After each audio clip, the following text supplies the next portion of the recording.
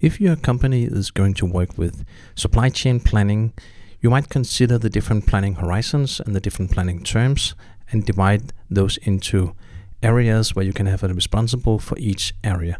So for instance, as you can see in this picture, you might have some assets budgeting or long-term planning going from, for instance, 3 months till 18 months, where the point is to break down requirement for purchase items that has long lead times.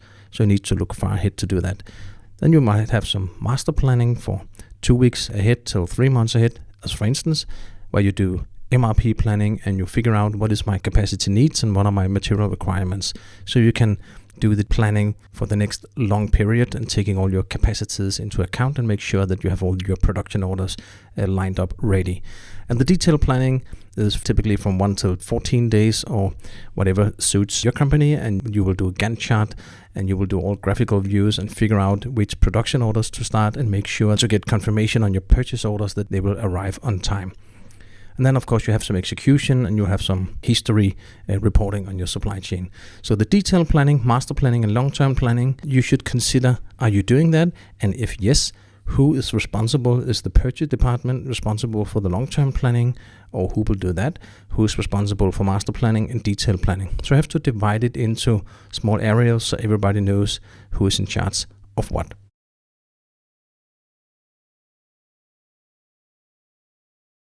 Let me run through the different planning horizons and provide a suggestion for why you would do planning in those horizons and those time frames. So we'll start with the assets budgeting. Why would you do assets budgeting? Well, it's a long-term thing and you need to break down your expected forecast into requirements to figure out what are my expected bindings on stock, what are my expectation for capacities I need do I need to buy new equipment if I have a growth strategy, for instance, or should I sell equipment if I have the opposite?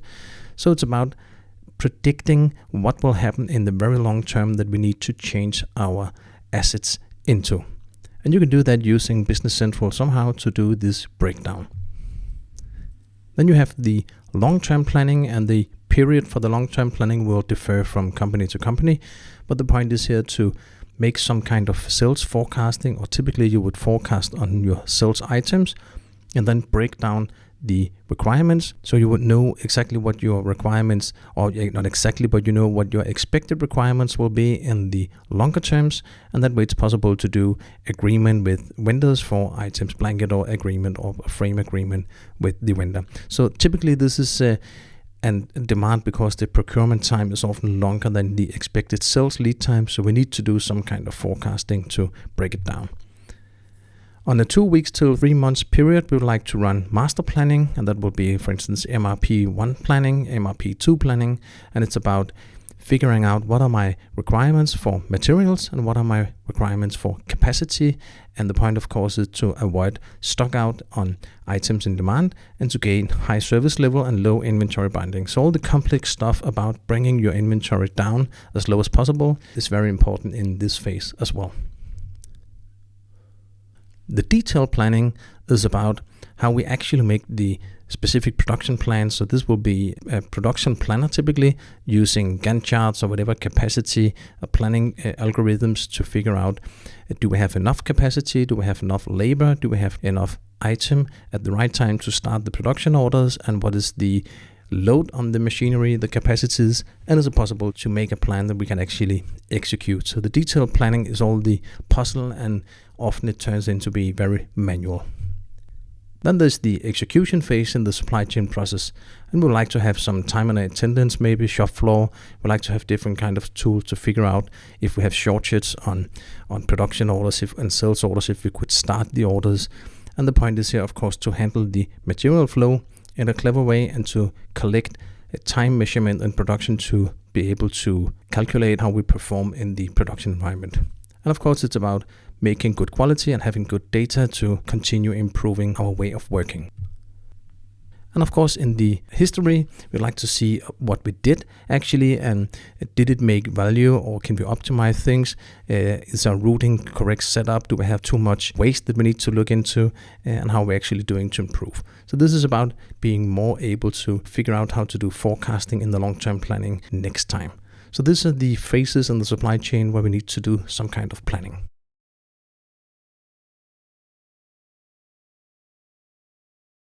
If you have more than one person doing the planning for your company, I believe that you should define the different planning horizons, because you need to be aware of who is in charge of what in the planning. This means you need to be sure what is the horizon for the detailed planning, because the master planner couldn't change the orders in the detailed planning phase or the detailed planning horizon, so it should be locked to the people doing detailed planning. And likewise on the master planning, the period span for master planning should be owned by the people doing master planning, and of course likewise on the long-term planning. So you should define as a company what is the different horizons, so you can know who owns the order suggestions and the requirements within each period. So these are just my examples: 1 till 2 weeks, 2 weeks till 3 months, or 3 months and maybe up till 18 months, depending on your longest rolled up lead times on your purchase items. So you need to figure out what is the item that you have, the purchase item with the longest requirement period, and you should plan so far ahead in the long-term planning.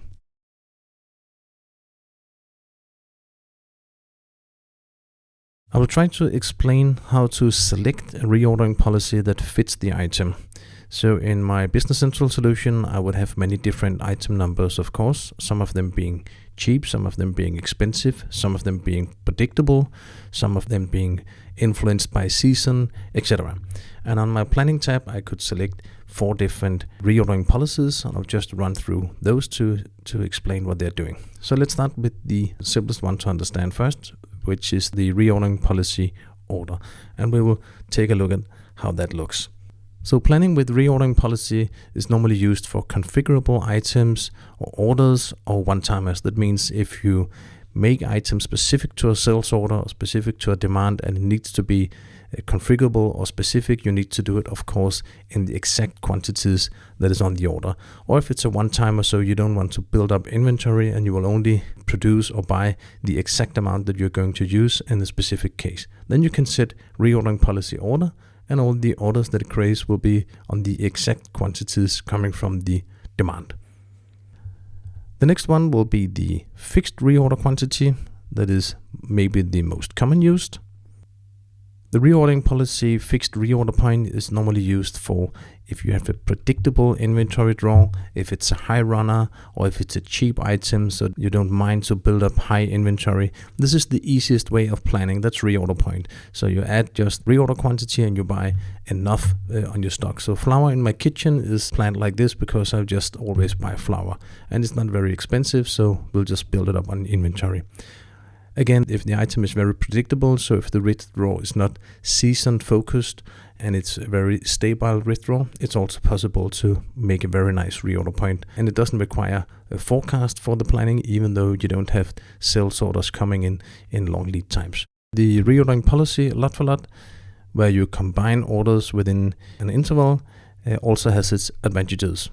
So the lot for lot is used if the item is non-predictable, the inventory draw if it's season influence, or if it's a high cost item. So you want to produce or to buy items for the specific demands you have, but you want to bundle them in periods because otherwise the order quantities get too small. So that's a nice one for lot. If you have short sales time, meaning you need to sell much faster than your lead time on the item, you will normally have to use forecast if you're running lot for lot, or you will have to use the safety stock rather aggressively. But if you use forecast and it's easy for you to do a nice forecast, the lot for lot is a very good reordering policy. And the last one, the maximum quantity, you enter here the maximum inventory level, and we see that used very rarely.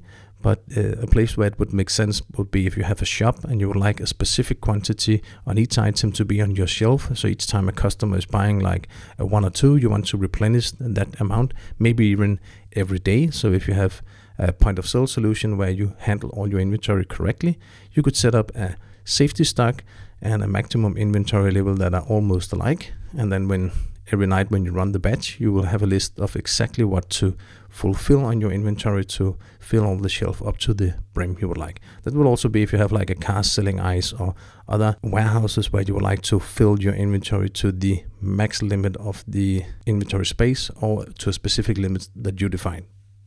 So those are the 4 reordering policies, and depending on your item, you should set them up separately. So the most expensive item or the high runners use one reordering policy, and your cheap and fast and predictable item uses other.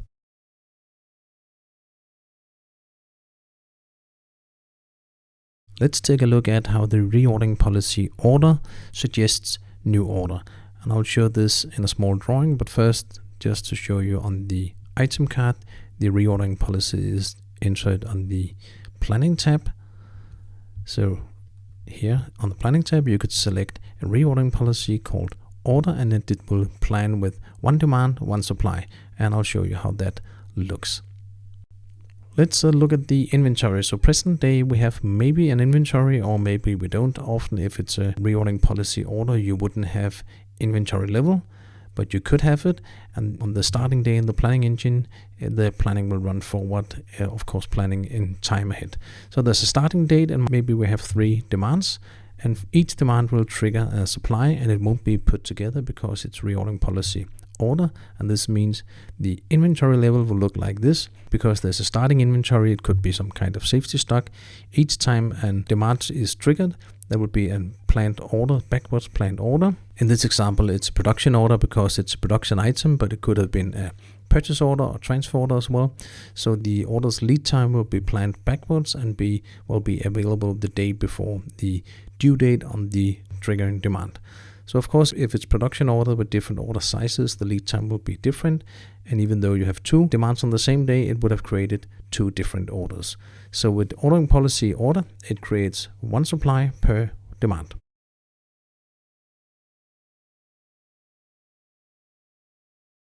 Let's take a look at the reordering policy lot for lot to see how that is suggesting new orders. Entering my item card, I can see in the planning section that we can define a reordering policy. And if the reordering policy like this is lot for lot, I need to define, first of all, will I include inventory and then a lot accumulation period. So for instance, if I'm changing the lot accumulation period to 40 days, it will bundle demands into orders within a period of 40 days. Let's see how it looks if we draw it. So the lot for lot, we have all the demands. Those might be many demands and in different sizes. So the size of the green arrows will represent the order size. Maybe we already have an inventory level at the present date. We might have a safety stock, and we have triggering on all those different actions. When a demand is up, it would be triggered in this way. So the inventory level in the frozen zone, and the frozen zone is a period before starting date, so don't change orders before starting date if we use the frozen zone. Then there's the inventory level, the expected inventory level here being lowered by the demands, the arrows here. So every time there's a sales order or whatever demand, it will lower the inventory. And if we reach the safety stock level and get below the safety stock level, it will of course create a new order. But basically lot for lot should only go into the safety stock level and do nothing. That means it will trigger by the demand up here in this example, and it will look 40 days ahead because my lot accumulation period is set to 40 days. This means it will accumulate those 4 orders within that period and making 1 production order, if it's a produced item of course, with a lead time here and an order size of 20 if the sum of those 4 here were 20. So the next time will be over here where there's a demand, and it will look again 40 days ahead, making this example an order size of 26, and the lead time will be longer if it's a production item. So this is good for seasonal items because, as you can see in the end, the orders grow bigger because the demand is getting more tight. So the order sizes will depend on the demand in the lot accumulation period. And this is how lot for lot is working.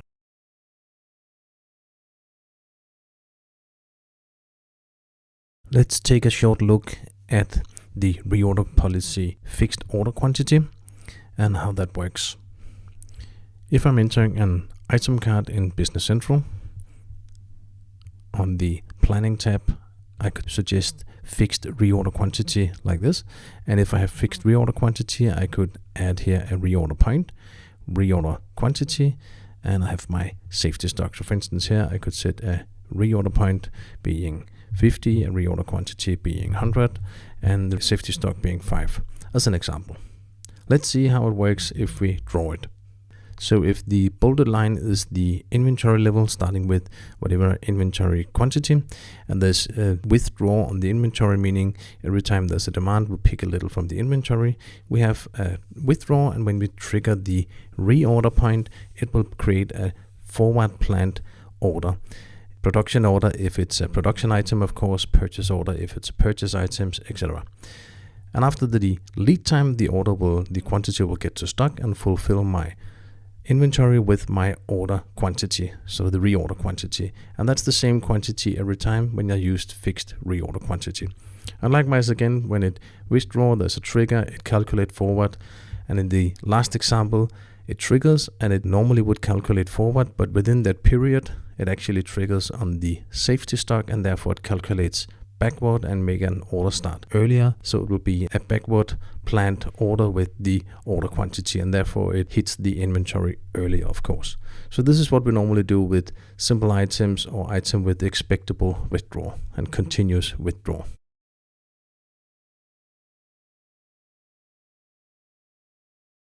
The fields dampener quantity and overflow level on items and SKUs are meant to bring down the amount of planning lines that the planning engine will suggest to make the planning more simple and less complex. So on the item card, we have the damper quantity. It's a general field that applies to several reordering policies, whereas the overflow level only applies to reorder point parameters for fixed reorder quantity or lot for lot. So if you choose lot for lot, you can see the reorder quantity here is blanked out. I will show this with an example from the SKU card, because I know we have a SKU card here on location symbol 1. So I will just take that SKU and change the planning parameters to be fixed reorder quantity. And as you can see here, the overflow level don't apply to the SKU card, but only the item card. But the dampener quantity will start up with. So let's try to run a planning worksheet on this item symbol 1. And we have a filter on the location symbol 1, item 1000. And now because we have a SKU card, it runs with fixed reorder quantity. And as you can see, it has a new order on the 20th of February, and then it suggests a change of quantity on the 6th of April from 60 down till 20. Now with the dampener quantity functionality here on the SKU card, I could say, and it says in the help text, that it block changes less than whatever size you enter here. So if there's a change on less than, in this example, 45, I won't do anything. So I'll just leave the order. And of course, this only applies to changes that go in one direction, meaning if you get out of stock or below reorder point, or the changes is the other way, it will not affect. So the dampener quantity is only used if the demand is falling and thereby the supply is too high and we don't want to change insignificant order. So now if I calculate the plan, I would expect the change quantity line with 60 down to 40 to disappear and the date to disappear as well. So now I only have the remaining parts. So it's more simple to plan using the dampener quantity because it takes away changes. The overflow level works just a little like that. I go back to my item card. The overflow level here is meant to point out in the reorder point parameters if the inventory exceeds the reorder point. So how can the inventory exceed the reorder point before decreases are suggested? So normally decreases will be suggested following the normal reorder parameters. So if you state an overflow level here, it will accept increases in inventory up to the overflow level without suggesting changes. So it's also a matter of simplifying the planning.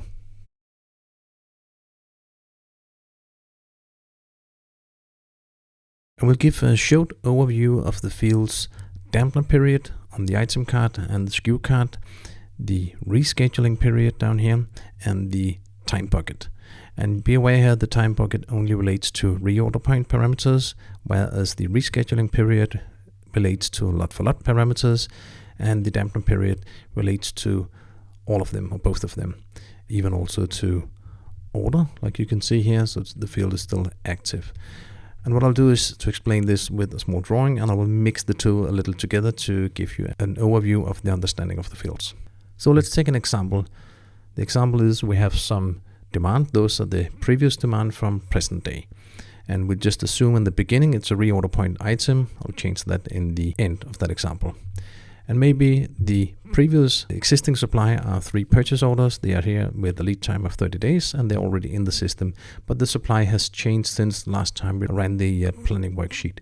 So we will expect something to happen. These are the expected inventory with the new demand and the existing orders. So this is what we put into the planning engine. And already here we can see there will be some safety stock breaches, etc. We have a reorder point if it's a fixed quantity item. There's a safety stock and there's a starting date, meaning we also have a frozen zone. And let's see how the planning works and how those fields gets taken into account. So first of all, the triggers and the frozen zone won't do a lot of stuff, but the planning will plan into time buckets, and that's the first field on the item card. So it divides all the demands into time buckets and plan on the start of each time bucket, meaning the first time we have a true trigger point is here, because we get below reorder point before that period in that time bucket, and therefore it will capture the reorder point on the start of next time bucket. This is meant to create less planning line that creates changes. So if I plan on each time bucket start, it's easier for me to use fixed reorder point because it's not that critical that I get the item on an exact time. So in this example, we would need to move this purchase order from wherever it is now until that trigger point. So there's a dampener period which is now exceeded. So the dampener on the item card is set up to be less than the 11 day. It should move the order and therefore it actually reschedules the order in the planning journal. But if the dampener period has been more than 11 days and we didn't have a safety stock breach, it will not suggest to move the order, so we wouldn't have this action in the planning worksheet. So the dampener period is a buffer to handle whether or not to move the items. In the next example, basically the example is the same. We have the reorder point, we have a trigger on safety stock in this example, so it should create a backward planned purchase order instead, and we've used lot for lot, and now it's the example where it's not reorder point but lot for lot, and it looks at the rescheduling period, and if it's within the rescheduling period the time it needs to move, it will have rescheduled the existing order. If it's more than the rescheduling period, like in this example, it will cancel the purchase order and suggest to make a new order. So the rescheduling period and the dampener has to do with whether to move orders, whether to rescheduling, or to cancel them and create new orders. So that's how those fields are used. On the item card of Business Central, as well as the stock keeping unit card, we have the field safety lead time, and that can be used to stretch the lead time when planning on items. So here on the planning tab, there's the field safety lead time here, and it's a date field, so you can enter, for instance, 3 days or whatever your safety lead time should be. And let me make a drawing of how this is used. So this is an example of a withdrawal of an item.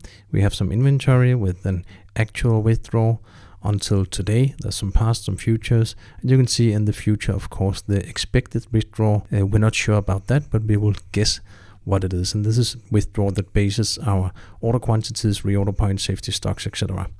So if you have uncertainty on your withdrawal and you have uncertainty on your lead time, the things we have to set up for handling those will be the safety stock quantity on one hand and the safety lead time on the other hand. So you can theoretically measure your safety lead time. So when you enter safety lead time on the item card, it will just make your supplier order come this time period before to inventory to be safe.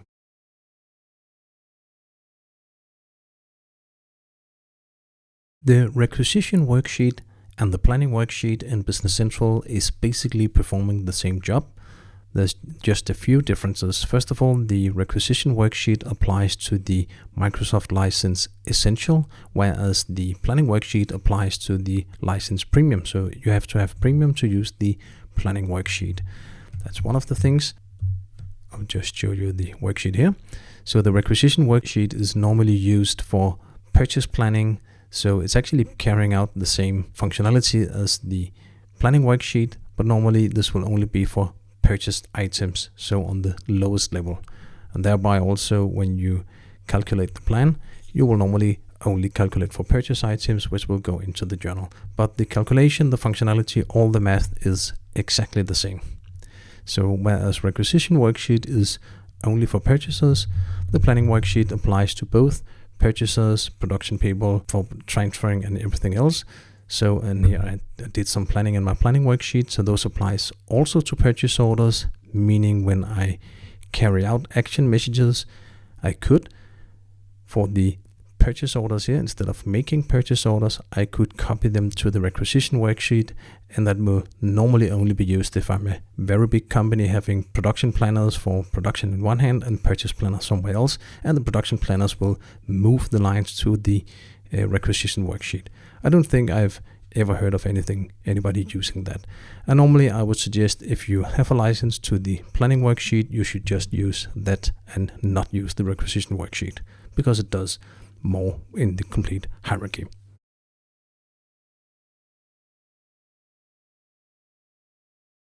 Let's see how you can run an MRP batch. We'll use the planning worksheet because it does little more than the requisition worksheet. So in the journal, I select prepare, calculate regenerative plan, and then I have different settings. I'll run through those in a separate video, and maybe I would just run for all items like this, removing all filters. I could run per location, when items filters, in low-level codes, etc.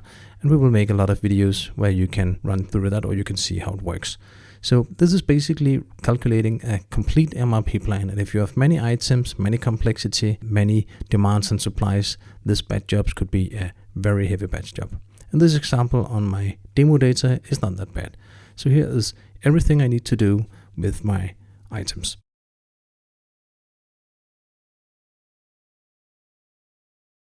I will give you a short introduction to how to define the fields and settings when you run an MRP batch job in a planning worksheet. Those are the same information in the requisition worksheet, except for a few things that you could only do with the planning worksheet. So when I'm calculating the regenerative plan in here, I will have some options. First of all, I can select whether to calculate MPS or MRP, meaning the master production schedule, the material requirement planning, and in a separate video I will go into the difference between those two. Then I select my starting date, meaning everything that is before my starting date when I do the planning will be in a frozen zone and not changed. So if I don't want to change any orders within the next 2 weeks because I already planned them in details, I will just add a starting date 2 weeks from now. And of course the ending date determines how far ahead I would like to plan, and I need to take into account all my purchase orders in the future I need to plan for. So I need to plan far enough to get all my demands into the journal and be able to break them down. If I select the stop and show first error, the planning will stop if there's an error, if a bill of material is not certified, if an item is blocked or whatever. And if I don't select it, it will just run through and provide a list of errors afterwards. And of course I need to replan after fixing that list, because the demands won't be broken correctly down. If I use forecast, I can here select the forecast I'm using. And if I only want to use forecast from a day in the future, I can select that. By default, it will always be from today and forward, or the last forecast period month I'm in and forward. But I could say I would not include forecast for the next month, for instance, and only look before or after that. I could do that here. Respect planning parameters for exception warning means if you do not checkmark this, and you will have safety stock breach or other stuff that make warnings in the journal, they will not respect the order modifiers on the item card if you don't checkmark this. So if you have a minimum quantity, a lot size, a reorder quantity, etc., they will not be respected if you don't checkmark this. So it's a matter of what you want the system to do for you. And then you can filter on all fields from the items and location filters, etc., to determine which supplies to take into account when you do the planning. This is how you set it up.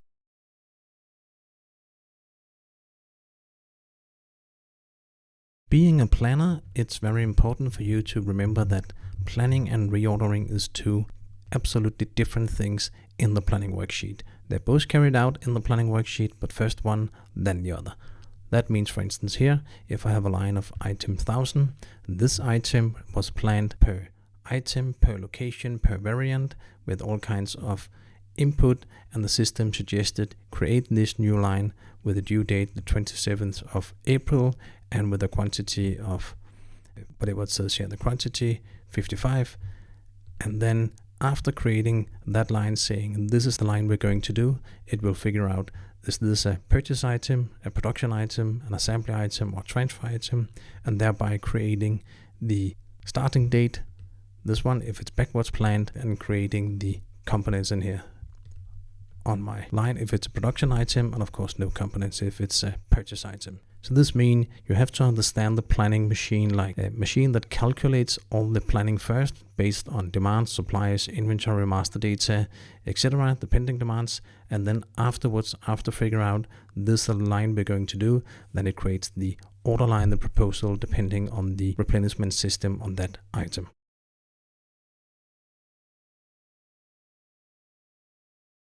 When you run MRP planning, the planning is carried out in low-level code order or in reverse low-level code order to make sure to get all the depending demand calculated first. Let's see how it looks in the system, and then I'll show you in a small drawing how it is. So, planning worksheet, I would like to calculate my plan, and you have to be aware of the small message box while we plan, and I will plan for everything. So you can see now low-level code, and it says 0. And then it plans some items. Now it says 1, and it plans other items. But those items are a mixture of production item, purchase item, transfer items, etc. Now it's on low-level code 2 to 3, etc. So those low-level codes are calculated automatically when you certify your bill of material, if you have set, and you should, in your manufacturing setup. Let me just show you here. The checkmark called dynamic low-level code. The only reason for not setting this checkmark is if you have very complex bill of materials, it might take a long time to certify your bill of material each time. So what actually happens is this. So if this is your hierarchy of production item and purchase items, I have just left out the transfer item in this scenario. What will happen is that the MRP planning will plan first on low-level code 0, in this scenario both production item, then low-level code 1, meaning 1 production item, 2 purchase item, then low-level code 2, etc. So it plans per low-level code, so you cannot speak of one item as being a lower level item because it's purchase, or a higher level item because it's a production item. It's depending on how it fits in the hierarchy. And of course, as you can see in this drawing, you need to plan everything in the highest low-level code first and then down the hierarchy.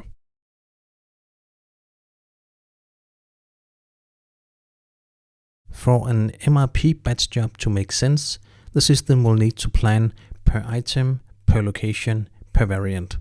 And you can see that here in the planning worksheet that I've just calculated. I've just calculated a complete plan, and on my item 1000, you can see this is my top level item on low level code 0. There's a line for location warehouse 1 and lines for other location. Now most of my data is in the location symbol 1, but if I scroll down, I can see on other items, look at the item number here, they are getting higher and higher until I come to, as an example here, my item 1120. This is the first item in the low level code 1, and the first line is on location advanced, so it calculates all of location advanced on that item and including variants if I have set up variants, and then it calculates all location to the next location, etc. So calculating per item per variant. And the most difficult things for most planners in my experience to understand is that all the planning per item, per location, per variant is to be understood all separately. So looking at one item at a time and planning one item, understanding one item at a time. That's very important.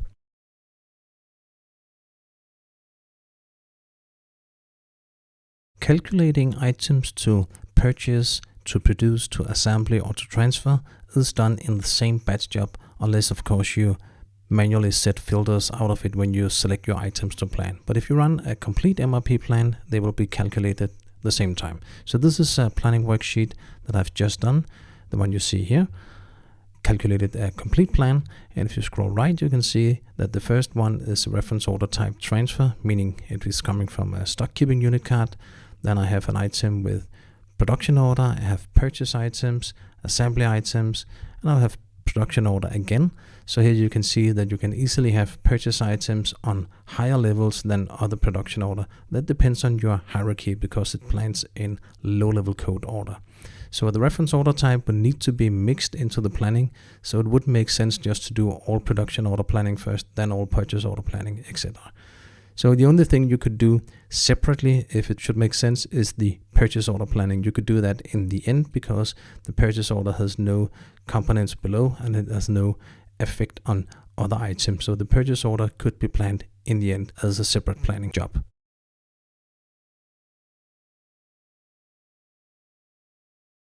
The idea of the MRP planning is to break down the demand from a top level into all the lower levels. And that's of course what you need to know when you are planning in your planning worksheet. So let's take a more manual example. Instead of just planning everything, I could add a low-level code on the top level, meaning now I only plan on the low-level code items, which could be both purchase items, transfer items, production items, etc.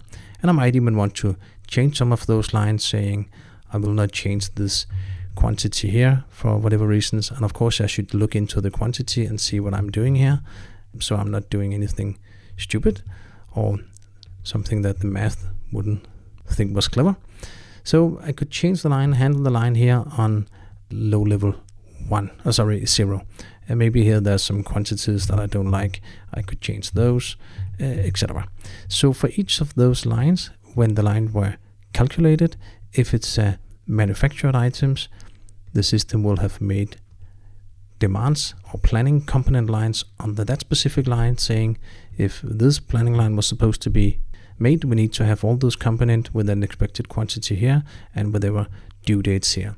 And this is my broken down demand. This means when I calculate on level 1, the next level, the system will know the changes I've made and will take into account everything that we did on level 0. So basically, if we run the complete plan in one go, it will just break down the whole hierarchy, creating demands on all levels below. And likewise, if I'm doing here what we could call low-level code planning, I could just take one level at a time, maybe from 2 till the rest of them. So in this way, I can plan in different levels, but not with only production item or purchase item. That wouldn't make sense. So this way, the system will break down all my demands from the top level and all the way through the hierarchy.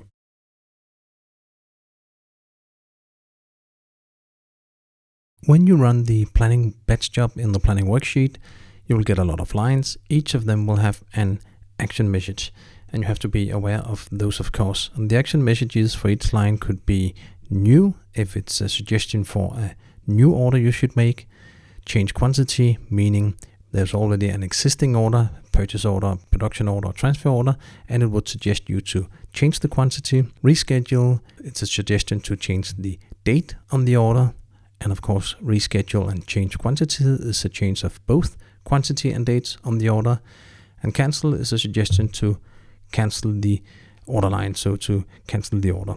So these are the action messages, and you have to be aware of them when planning to make sure what it's actually suggesting you to do.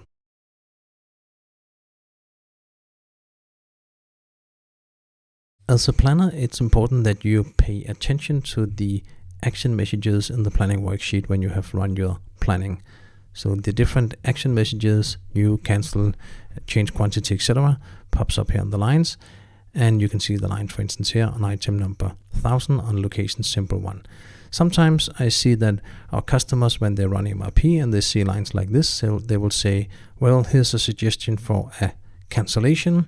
Let's see what that's about. Oh, it wants to cancel a firm plan production order quantity 50. And what I often see is that customers are just deleting the line because they say, we won't cancel this firm plan production order because we already agreed on doing it or whatever. And people would just maybe cancel the line like this, saying delete line. And the issue is, of course, that the rest of the line are based on an assumption that you're going to cancel this line. So you cannot just cancel an existing line here without taking into account to do something with the new line. So at least you need to modify the quantities on the other lines to fit with what you are not canceling here.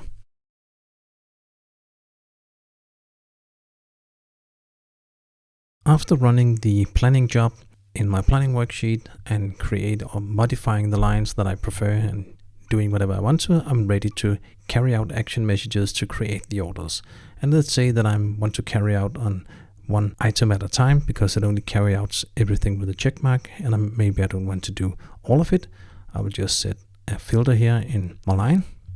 So in this example, I have 5 line on item number 1001, but only a check mark in 2 of the fields on my accept action messages. So if I accept this one, it will create 2 new orders for me with quantities 40 and 80.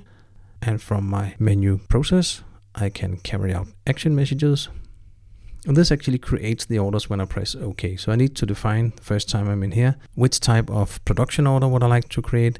If it's a production order, which type of assembly orders, purchase orders, and transfer orders. And I select OK. And what it does now is actually it's creating the 2 firm plan production orders from this line, the 2 line that I had a check mark in. And now I can clear my filter and carry on to the next line that I want to carry out. So I will just place a check mark in everything that I want to carry out and select carry out. It creates the orders. And of course, if the action messages is to change quantity, it will change quantity on the order. If it's canceling, it will delete the order. And if it reschedules, it will change the date on the order.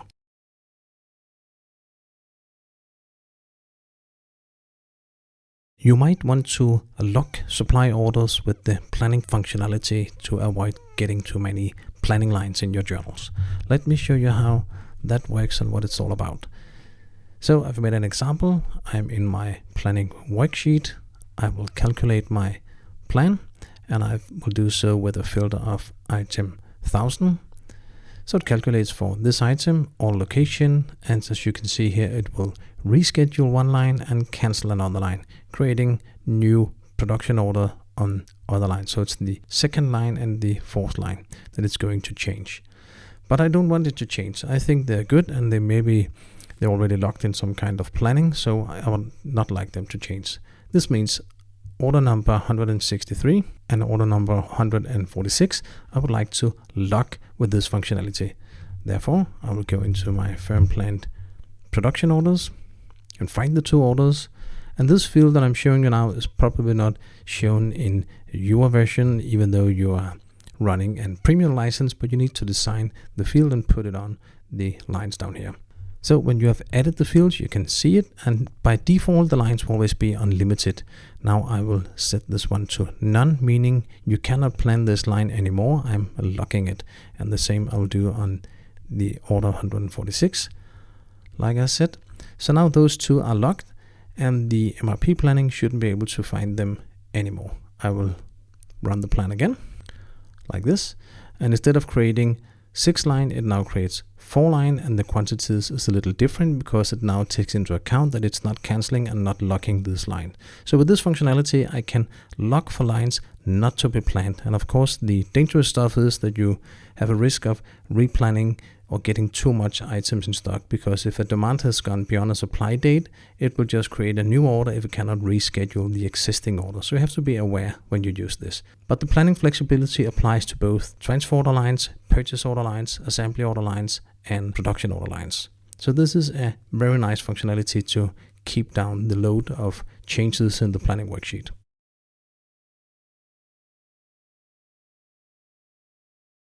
Why would you do a long-term planning? So normally a long-term planning will be everything on the other side of 3 months from now, maybe up till several years. And the long-term planning is about if you get items far away on the other side of the earth or something, and they have a long lead time, you have to order them maybe in bulks, and you have to seal them in, and it's like 6 months or even more. But whereas your production item has often a shorter lead time, because you can speed up the process by yourself. So if you're a planner and you need to make agreements with the vendors, or you need to actually place the order far ahead and long time ahead, you need to break down the requirements based on a sales forecast of some kind. So there will be some salesperson or sales responsible saying this is our expected forecast for the next year, and you need to break that down using MRP planning or other tools to figure out what should I buy now to fulfill my requirements for the next long time. In that case, you can get the item back for the master planners to actually be able to do the master planning and have the items in stock. So the problem in the long-term planning is that if you just use the normal MRP batch job and create a lot of firm planned orders, the master planners will have a lot of noise in their planning. So therefore, you need to figure out a way as a purchaser where it's possible for you to gain this data without making noise on the master planner that often have a much shorter horizon.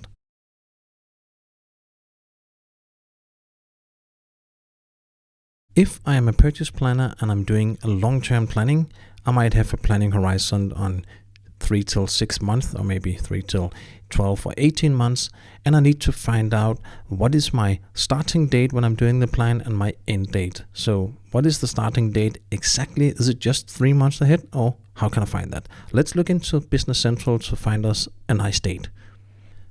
So one way of finding it will be to look at my firm planned production order, and then afterwards my release production order, and I'll show you a quicker way. So this is my firm plan production order. I could filter on starting date, descending, or the due date, and I can see here that maybe I should actually filter on due date, sorry. I can see I have a production order, firm plan production order until the 30th of May, and that would be the last order. So I need to have a starting date after that, otherwise my MRP planning would suggest maybe to change this order. And I don't want to change existing firm planned or released production orders because it would make noise for my master planners. So I have to look at the released orders as well. Otherwise, if I want to look at both of them at the same time, I could go into the item card and I could drill down my quantity on production order like this and remove the filter on item. So now I see all production order and filter here on the due date, descending. I can see here a mixture of released and firm plan production orders, and the end date again is the 30th of May. So when I do my planning now, I will plan from the 1st of June and 6 months or 8 months ahead from that. So that will be my horizon that I need to use in the planning worksheet. So the important thing is not to plan within the period where we have existing orders, because then I will make noise for my master planners.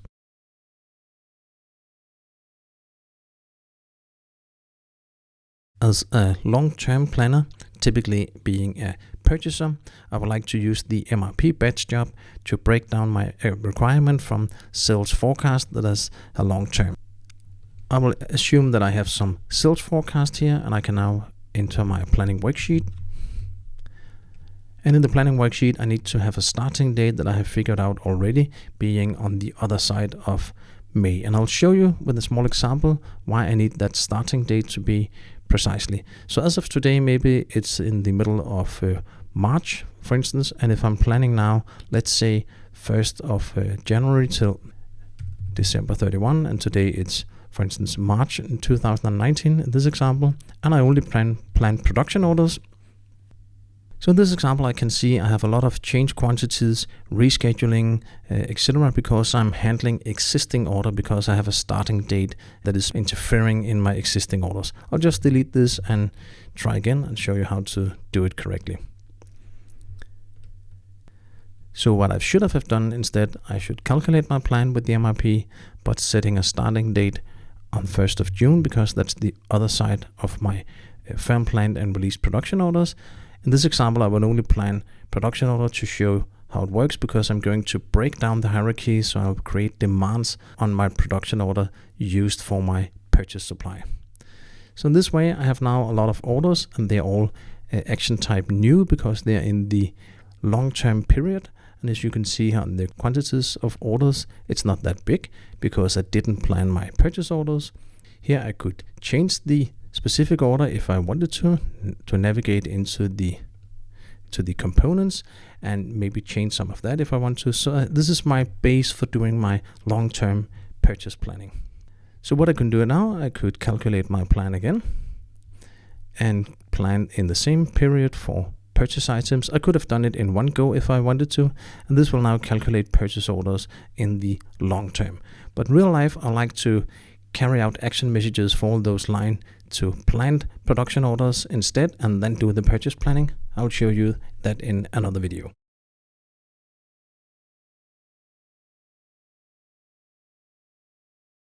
If I'm a purchaser and I want to do long-term planning, I have an issue of using the planning worksheet that my colleagues in the master planning area use for shorter periods. So I need to find a way not to make too much noise on their planning. Therefore, I will use my planning worksheet, find the correct starting date after my latest open firm planned or released production order, and I could plan on only the replenishment system production orders like this, and that would create or breaking down my hierarchy from the sales level including forecast and blanket orders if I use that.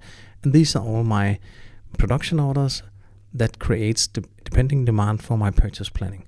Those orders I could check just like this to release them, and I need to, unfortunately in the standard version, to do this checking manually with different apps that you can have on AppSource. It's possible to have some faster way of checking all of this, of course. Right now I'll just do it quickly, something like that, and thereby create planned production orders. So now if I carry out action messages to planned production orders, not firm planned, like this, so now it have created a lot of planned production orders in the background like this, and those are making demands when I do my purchase planning. So because of all these planned production orders that we have in here now, there will be bill of materials or component lines on those creating demand for my purchase planning. And the good thing about the planned production orders is that when somebody run the plan again, those will automatically be deleted. So this is a list of orders that I as a purchaser can use, whereas I will expect my master planners and detail planners to use the firm planned production orders and release production orders. So to some kind you could say that the planned production orders is for long-term planning for the purchaser. And this means now if I calculate my plan again, the planned orders are making demand for my purchase planning. So this way, when I do my purchase planning, just to show you the example, it's the same period. I'm only planning on purchase orders now, but I will suggest all the planned orders. I will expect all the planned orders to create demand on my purchase orders, and therefore what I see now is based on the planned orders that I just made. And I can create vendor orders or purchase orders based on this.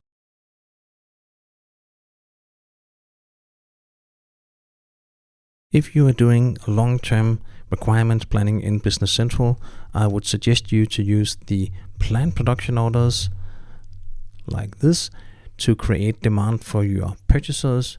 Often we see that the master planners and detail planners in the production department don't use the planned production orders because they get deleted again when you run the MRP. So having a list of planned production orders like this, it's possible for me as a purchaser to define demands or break down demands in the future. And if I go into a planned production order line like this, I can see, of course, the component, and that's how it's broken down by the MRP batch job. So this way, it's possible for me to actually maintain requirements far ahead that doesn't do anything into my normal production department. So this planned purchase order should be like a thing for the purchasers. This means now when I create my MRP planning, I could plan in an interval with a starting date far ahead and an ending date, or starting date on the other side of my firm plan and release production orders, and the ending date as far away as my furthest lead time for purchased items, and then a filter on purchase because I already have all the planned orders. So this will create suggestions to purchase lines that I need to require from a long-term perspective. And I could filter on vendors and carry out one at a time, or handling all those by vendors to see if it makes sense like it is here. So if I find the vendor number or add the column and then filter on that, I could make one purchase order at a time and make a frame agreement with that vendor.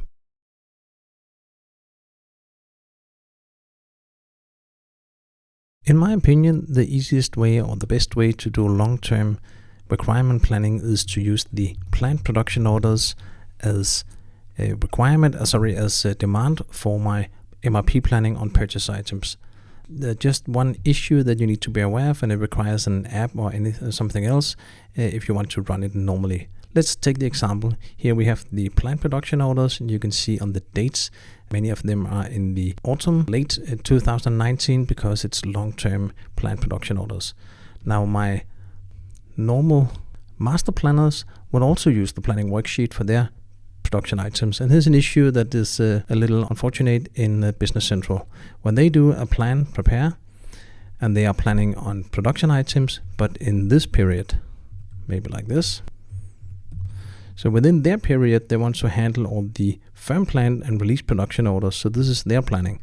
So it's a shorter interval they're planning. The problem is that when you plan on an item per location, it will delete all the planned production orders out of the box in Business Central, also those outside the planning interval. That means when my master planner did this, the planned production orders will delete. So I have different strategies. One will be that I agree with the master planners not to touch the planning worksheet until I've done my long-term planning, so they can continue. I think that's a bad strategy, of course, because you will have to force your planning and work in time blocks. The other strategy will be to make your forecast on a forecast location, another location, and then do the long-term requirement planning on another location. That will mean the planned production orders will not be deleted because the MRP planning is planning per location, per item. So you could filter in the planning worksheet on specific locations. And this way you just need to change the location on the production orders when they get to the master planning interval. And the last thing you could do is to get an app from AppSource that actually handle this nicely in Business Central, meaning not to delete the planned production orders outside the planning interval or on the other side of the planning interval. And I think the last thing will be the best to do.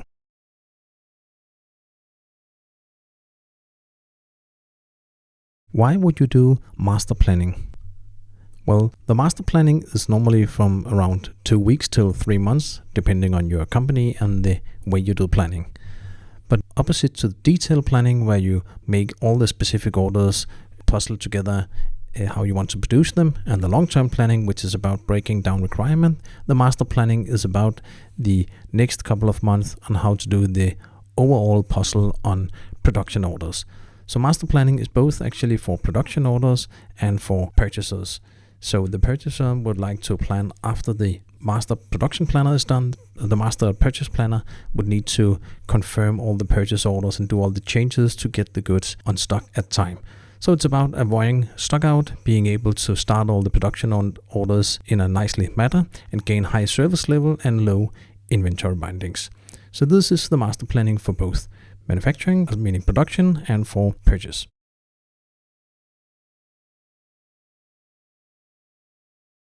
When I'm doing master planning in the planning worksheet, my expected outcome will be firm planned production orders and purchase orders that I need to fulfill my production order demands.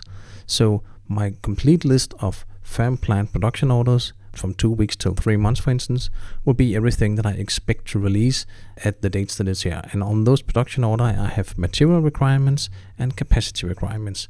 So this master plan is creating, if I'm going into the order and looking into the line on the components, I can see what will be the expected component for an order like this, and I can view my routing, meaning what would be the expected capacity need for an order like this, and I can go further from my routing into my capacity need by navigating the line and looking at my allocated capacity, and those entry are the one used in the work center load, and these are the entry I can use for my capacity planning. So all the point of doing master planning is to break down material requirements and capacity requirements and being able to make a plan out of that.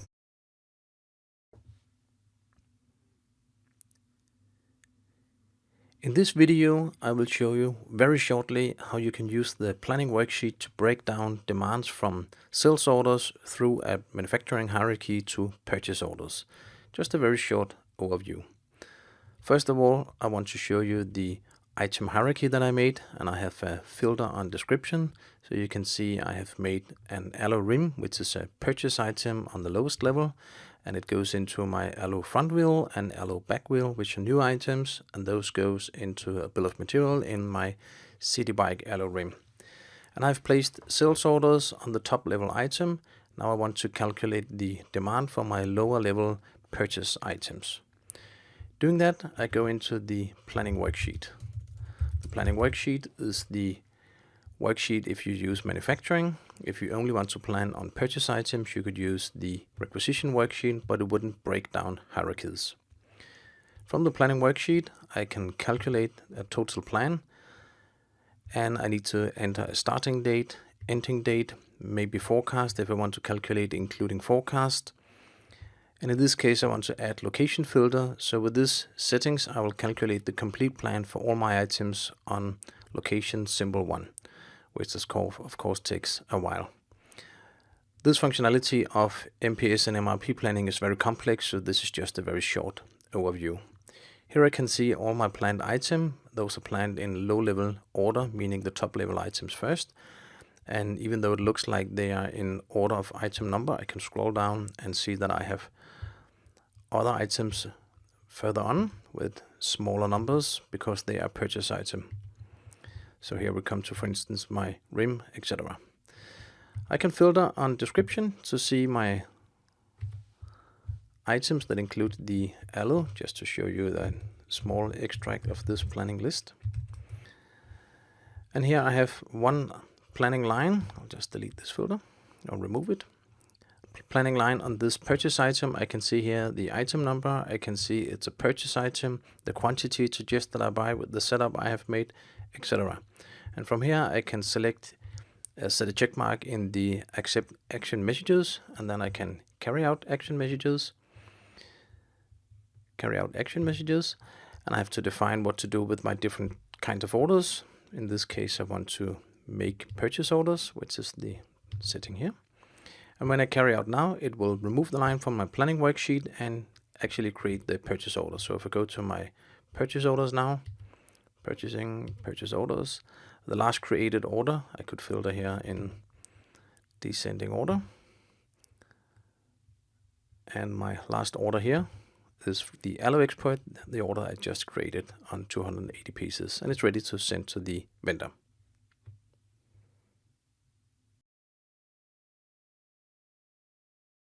As a master data planner, it is quite important that I respect the time interval related to my detailed planning on one side and my long-term planning on the other side. So I need to figure out the people doing detailed planning, what is the period they're planning up till now, and the people doing long-term planning, when are they planning from. This means I would need to be aware what do we have of existing released production orders and purchase orders. So for instance here, if I go into my release production order, and I can see the overview if I have any here, those will be the detailed planning people working on those.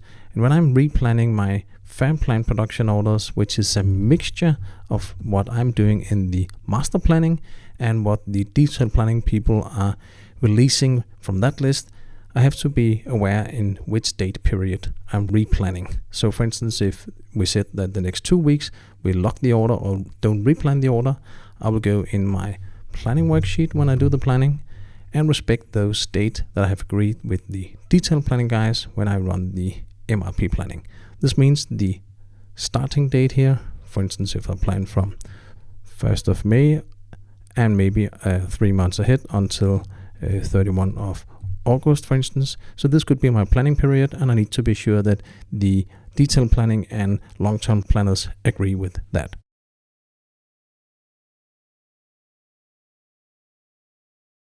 Let me give you an example of how a master data planner could perform low-level planning in the planning worksheet and then hand it over to the master purchase planner to do purchase planning in the master planning period.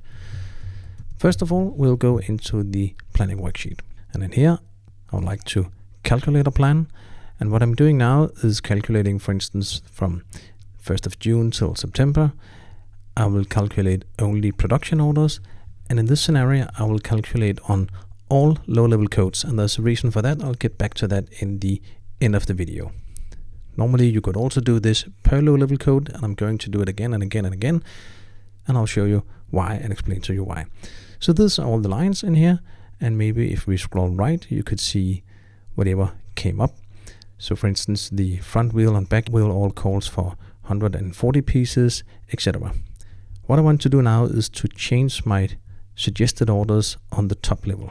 This means I will filter on my low-level code, and I will filter on low-level code 0, which is the top level that I'm handling first. And maybe I want to change the orders for some reason I want the first one to be of 50 because the marketing says that they make a big campaign, likewise on the next one, and maybe even the third one. So for whatever reason, I'm doing changes on the low-level code production orders. What I want to do next is to check the capacity.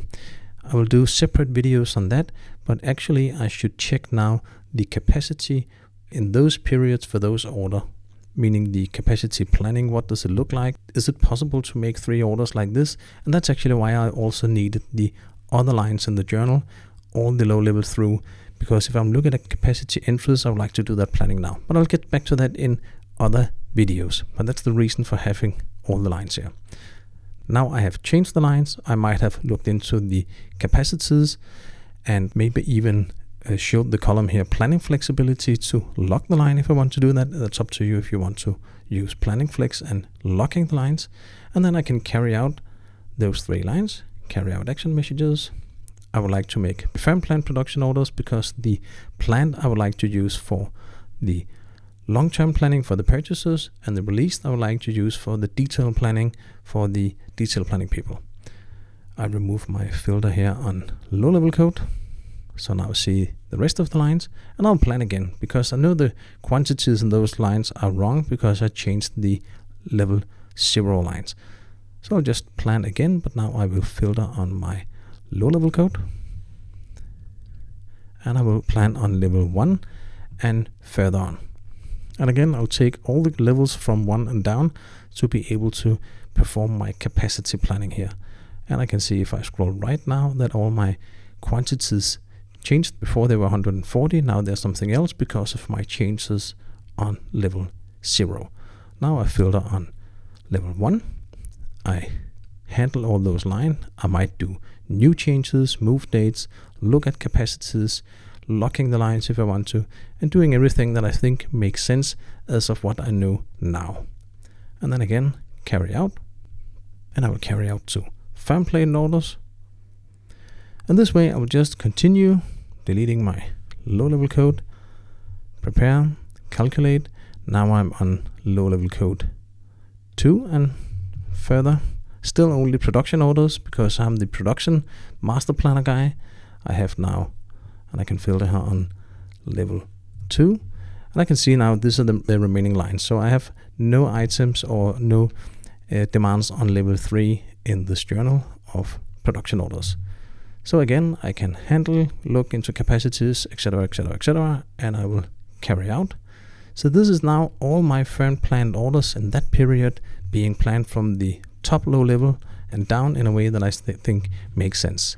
The output of that would be that I have now a list of firm planned orders. I'm able to draw out capacity needs on all the dates I would expect to be that would be right, and I can hand over to the purchasers. They can now do their planning on all purchase items simply by going into the plan. So they need to remove the low-level code, of course, change the replenishment system to purchase order, and run the plan. I'll explain in other videos how the purchaser in the master planning area can do his planning, but basically this is all the suggested purchase orders that he would need. Now the reason that I was running the full plan was actually to be able to do the capacity overview per low-level code, and if I want to view the nice capacity overview on level 0, I also need to have some kind of suggesting for the low-level demand or the low-level capacities. Otherwise, if they use the same capacities, it will make a wrong picture for me. So that's why.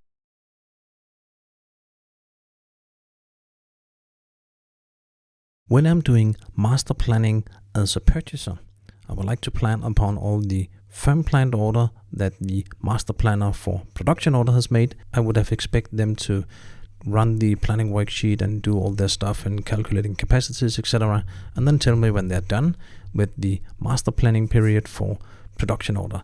That means I could go into the planning worksheet, calculate the plan, and I would like to set a filter on our master planning period on purchase items with no low-level codes, and if all the firm plan production orders are already made as good as possible from the master production planner, this will be my best suggestion for purchase orders. And I can run through them and handle them. In my experience, most of the purchase planners would like to plan per vendor, meaning I could filter here on vendor number and handle one vendor at a time. So I could just filter here, look at vendor number 51,000 here, handle all the lines. These are all for that vendor number, all those quantity, all those date. I might also want to filter on the dates if this is not supposed to go in one purchase order, but I'd like to make a purchase order per month. I could filter on my expected due date on the different months, etc.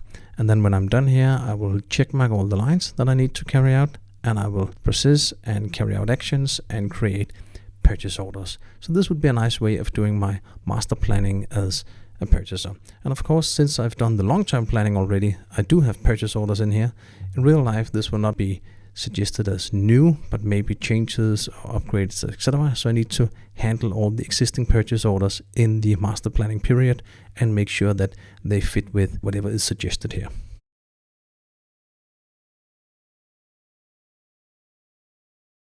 If you want to do a nice capacity planning with your Business Central solution, you might want to take some other apps into account as well.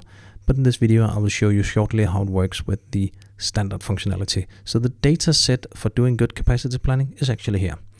We do have some assumptions though that you need to take into account. First of all, let's look quickly at the capacity load report, meaning the work center load report, meaning the report that shows how much our capacities are loaded.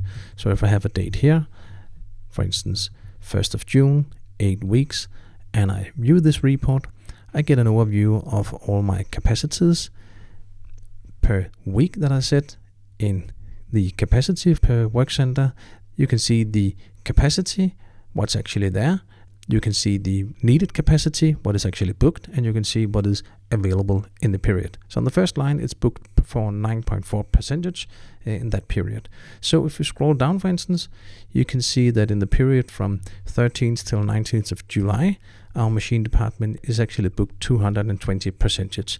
This means we book with infinite capacity, meaning you can do more than 100% capacities. You can place many production orders at the same time. The capacity percentage or the capacity load will just increase. So where do those numbers come from? Let's take a look here. When you create a production order, even if it's planned, firm planned, or released, and here I just want to filter on my starting date, looking downwards here, and I have my production order here. In that period, we know we have some allocations. This is a production order. We have created it, and when you create it, it will automatically make routing lines related to that production order line. So these are my production order routing lines. For each of those lines, and you can see the different work centers here, for each of those lines, it would have created allocated capacity entries. So these are the entries that actually sums up and is used in the report. You can see here that we have more than one shift, and you can see the allocated time in minutes in this example per shift. So these capacity entries are calculated in the work center load report, and those entries you could also use to calculate using many other tools to see your capacity setup. So this is how capacity planning can work. You can see the dates here. If you are moving the production order, so if you say here, I would like it to start instead on another date, the week later maybe, it will move the production order date, recalculating the production order automatically, meaning if you go into your routing, your allocated capacities, and you can see here the dates have been moved. So this is a way of moving the production order. So what you really need if you want to do capacity planning is an overview tool to see when your work centers are overloaded, and then you can move them either manually on Gantt charts, etc.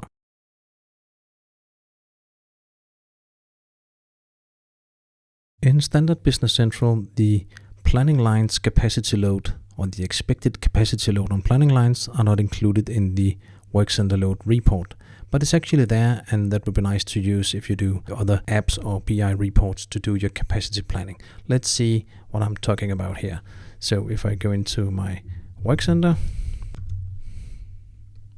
like here, and I'll take my machine department, I can navigate into the load for the machine department, getting a very nice overview, and you can see the load on the right hand side.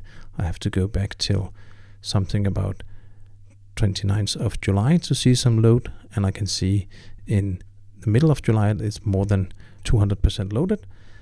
I could also have chosen to run the Work Center load report either from in here or directly from the menu, like this. So there's a report, and you also have a Machine Center load report. And if I'm running from 1st of June and 30 weeks, that will be at least within into the next year. But if I say Work Center load percentage more than 1, I will only see when there's actually some allocation. So I can see here on the dates, I can see my loads and be aware of the dates going into August, etc. So the ending date that I have any interest here is in August. Now if I enter my planning worksheet,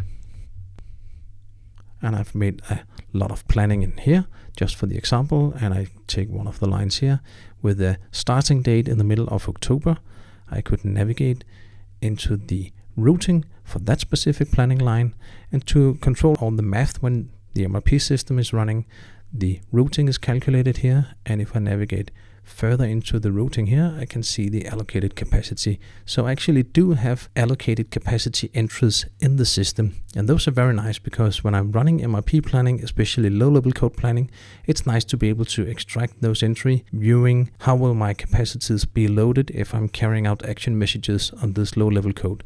So I think a very cool planning will be a mixture of doing a low-level code planning, looking at the capacity, changing the planning lines, looking at the capacity, and then carry out and then taking the next low level. So you should use these entries.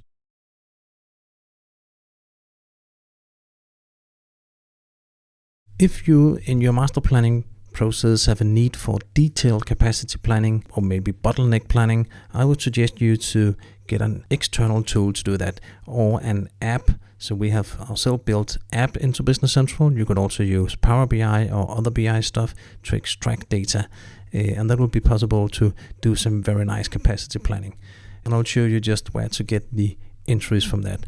If you go into the planning worksheet, just to show you what is actually here,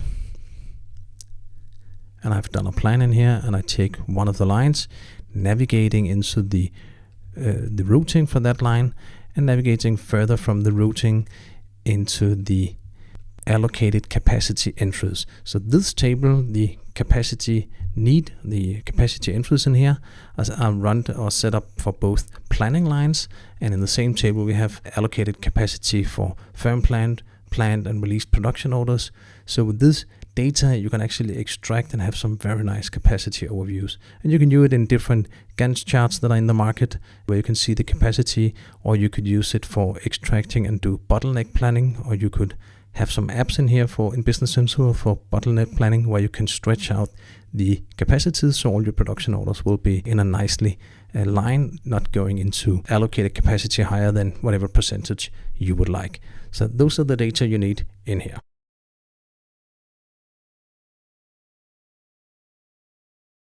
Why would you do detailed planning in Business Central? Well, detailed planning is normally going from today and 2 weeks ahead, depending on your company and the way you work with your planning schedules and how far along you're fixing your plan. But normally you would like to have a Gantt chart with an overview, or do shortcuts on your production order, figuring out when can we actually release each production order, and we want to ensure that the item that we need is available, that the capacity is available, but we also would like to optimize the usage of capacity and labor. So all this small puzzle stuff needs to be very detailed planned. You can use the MRP planning to do that, or you can have Gantt charts with nice overviews. There is also some apps in the market where you can do bottleneck planning or other kind of capacity planning to optimize your capacity and labor use, and to make sure that all your item requires are actually there.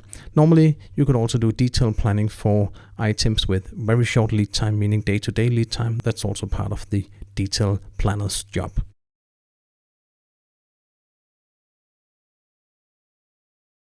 The detailed production order planning is typically something from today and 2 weeks ahead, and the output is to release firm planned production orders into release production orders. So it's about controlling that all the production order we release to start can actually be done. You can use Gantt charts to do that. You can use bottleneck planning as apps. It's not standard in Business Central, or BI system to do that. Or you can use the MRP batch job also for the detailed planning. So it's many different tools that you would normally use. In the MRP planning, just to show you how that could be done. And you have to be aware of the starting and ending date. It's very important to respect the master planner and the long-term planner so you won't mess up their plans. So you have to be very firm on your date that you plan from and to. So let's take an example here. I've set a starting date in July and ending date 3 weeks later, almost. I'm only planning production orders, and I want to make sure that everything is okay, because if nothing pops up, everybody is happy. Now I can see there's a lot of cancellation and there's a change of quantity, and if I view my quantities, it will suggest to change the 50 here till 10, and I'm aware that's because the marketing are doing some kind of campaign and they believe we should actually do 50. So I will not respect those changes here, and to avoid that I'm using the planning flexibility. So I could either have carried out directly from the line here, setting this to none, or I could have locked the order manually before that. So if I find this firm plan production order here, I will just set the planning flexibility manually to show you how it works. Be aware though that the planning flexibility is normally not shown default as the line, so you might want to design to put it on the production order line. So now I'm locking this firm plan production order as a detail planner, and I want to make sure that it worked out okay. So I will plan again, same planning parameters, and I hope that all the other lines actually disappeared, and I could see they did because they were depending on the first changes. So now when I plan for the next 3 weeks, everything looks good. That's of course only on the production items that I am in charge of, and I could now tell the purchasers to make sure they could also deliver everything.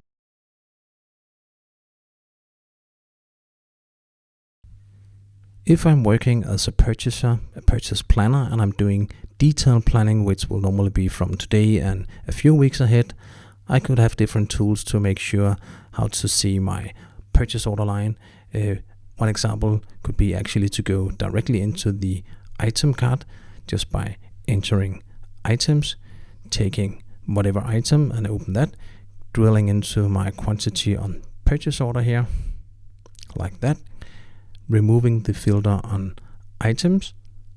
Here we are. So these are all my purchase order lines. Now I could filter on expected receipt date and figure out what should I receive the next week of outstanding quantity, or the next 2 weeks, and make sure that it's actually confirmed and then everybody's happy and we're going to receive it. So that is a manual part of my purchase planning to validate the expected receipt date on the purchase lines.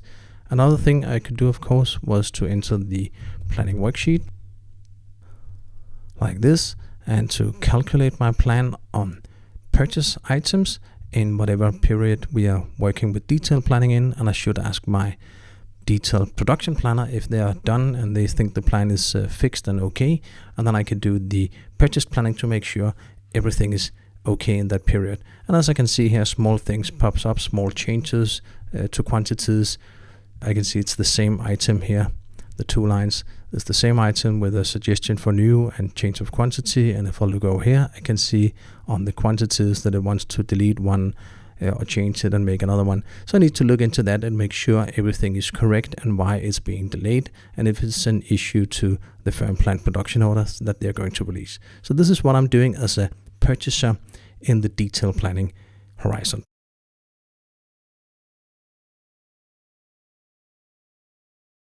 Let me show you how demand forecast is used in the MRP planning jobs to create demand in the future. So in Business Central, I have added some forecast. I'll just go into that to show you how it looks. It's called a production forecast here, and I can view it per whatever period I prefer here. And as you can see, I have some forecasts in September, October, November, etc. And it's just quantities that I've entered here in the forecast. Actually, if I drill down to this forecast entry, I can see it's just an entry in here with a forecast date, in this case 1st of October, and a forecast quantity. If I'm changing the forecast, for instance, till 105 like this, and I'll drill down now, I can see it just created a new entry on the same date. So it sums up in the planning and say this is 105 on the 1st of October. So that's the input for the MRP planning. And the forecast period will be per default from this forecast entry till the next one. So if I've defined an entry in November, the period in October will be until October 31. Therefore, my December forecast has no ending period. And maybe if I also made other forecast entries just like this to mess it up a little, I can see my 105 here, and I'm making on this period here another 23. So I can see now that's the 14th of October. This also means I have changed the forecast period from 1st of October till 13th of October. Let's see how it works in the MRP planning.